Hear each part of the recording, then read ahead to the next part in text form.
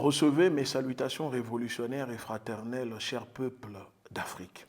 Ce que vous allez entendre dans cette vidéo dérange. Et c'est justement pour ça qu'il faut en parler. L'Afrique est en danger, pas à cause d'un virus, mais à cause d'une guerre invisible, un terrorisme sanitaire et scientifique.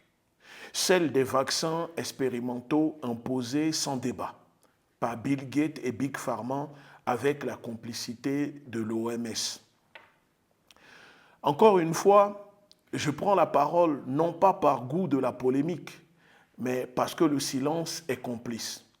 Parce que pendant que les projecteurs sont braqués ailleurs, le continent africain devient une zone d'expérimentation médicale à grande échelle pour Bill Gates et les firmes pharmaceutiques américano-européennes. Derrière les beaux discours de santé publique, une autre réalité se dessine en cachette.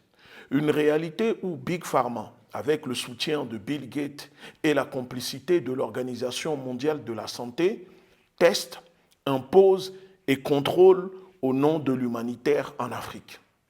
La semaine dernière, lors d'une conférence officielle, le directeur de l'OMS, M. Tedros, a annoncé le déploiement de 18 millions de doses d'un vaccin antipaludique, encore expérimental dans 12 pays d'Afrique noire, subsaharienne, financé directement par Bill Gates. Objectif affiché, d'ici 2030, injecter entre 80 et 100 millions de doses par an aux enfants africains. Oui, vous avez bien entendu.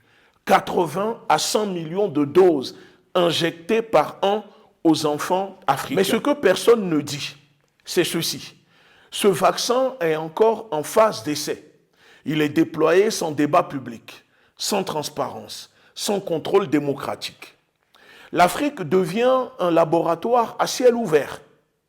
Et pour justifier cette expérimentation de masse, on invoque une cause très commode, le changement climatique.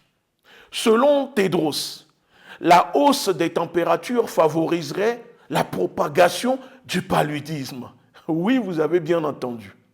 Mais les faits scientifiques contredisent cette affirmation.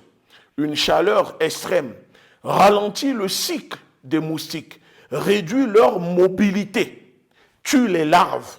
C'est donc une explication bancale, voire trompeuse, qui masque une stratégie bien plus inquiétante. Ce que l'on ne dit pas non plus, c'est que depuis plusieurs années, Bill Gates finance des programmes de moustiques génétiquement modifiés, relâchés dans certains pays africains, notamment le Burkina Faso, Djibouti, Ghana, etc. Mais là encore, aucune transparence, aucun débat, aucun consentement éclairé des populations concernées. Tout se fait contre la volonté des peuples. Ce n'est pas une question ici d'être pour ou contre la science. Ce n'est pas une guerre contre la médecine. C'est une exigence de souveraineté, de respect, de vérité pour les populations africaines. Alors, je pose les vraies questions. Où sont les États africains? Où sont les experts locaux, les comités indépendants, les voix scientifiques du continent? Pourquoi acceptons-nous que des décisions aussi graves soient prises au-dessus de nos têtes, sans nous et contre nous? L'Afrique n'est pas un champ d'essai. Ce n'est pas une terre sans mémoire. Ce n'est pas un réservoir de cobayes pour le confort du Nord. Ce que nous vivons, c'est une nouvelle forme de domination, plus subtile, plus technocratique, plus propre en apparence. Oui, parce qu'on nous parle d'aide humanitaire, mais tout aussi violente en terrorisme sanitaire, déguisé en philanthropie. Une guerre silencieuse menée au nom du bien pour les populations africaines. Aujourd'hui, je vous appelle donc à la lucidité, à la vigilance, à la résistance. Il est temps de reprendre la parole, de questionner, de dénoncer et surtout de protéger l'Afrique de ces intrusions maquillées en aide humanitaire. Je le sais que cette vidéo ne sera pas poussée par les algorithmes. Alors, partage-la, télécharge-la, Parle-en. Réveille ton entourage et informe l'Afrique.